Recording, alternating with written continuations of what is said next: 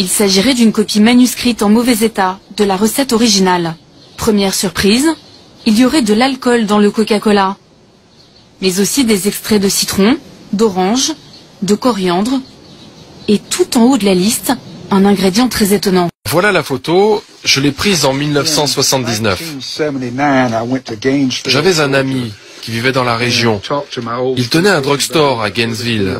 Et un jour, il me dit, « Charles, il faut que tu vois quelque chose. » Et là, je vois un document intitulé « L'authentique Coca-Cola ». Ce document daterait de 1910. C'est quoi ça? F-E, Coca. Extrait de feuilles de coca. À l'origine, dans la recette, aurait donc figuré la feuille de coca et son dérivé, la cocaïne.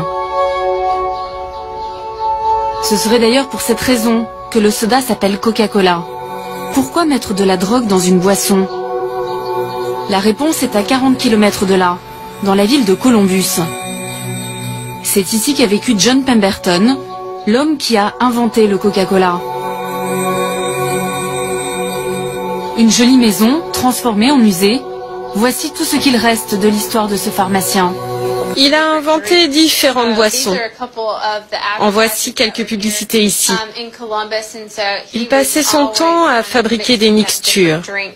À l'époque, les gens pensaient que les sodas soignaient toutes sortes de maladies.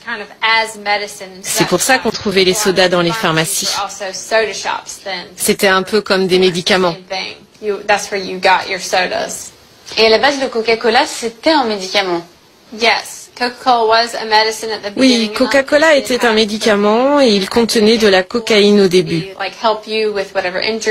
C'était censé vous soigner pour toutes sortes de douleurs, que ce soit à la tête, au ventre, toutes sortes de maladies en fait.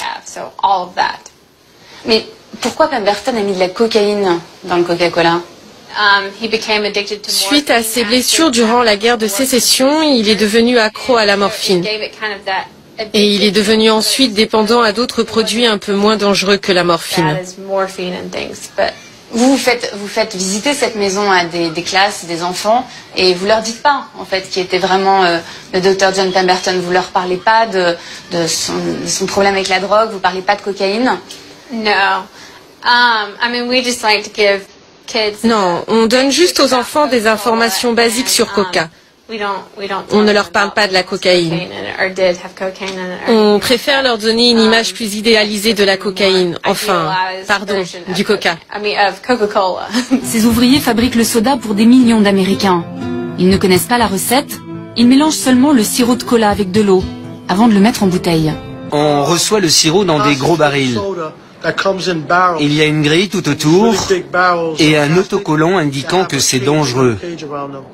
J'ai vu un de ces barils s'ouvrir. Le produit a littéralement bouffé la peinture au sol.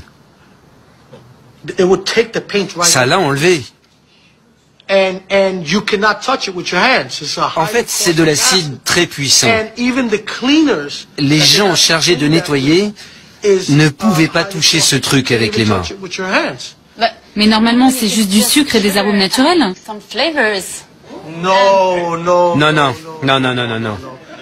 J'aimerais que ce soit ça. Mais ce n'est pas le cas.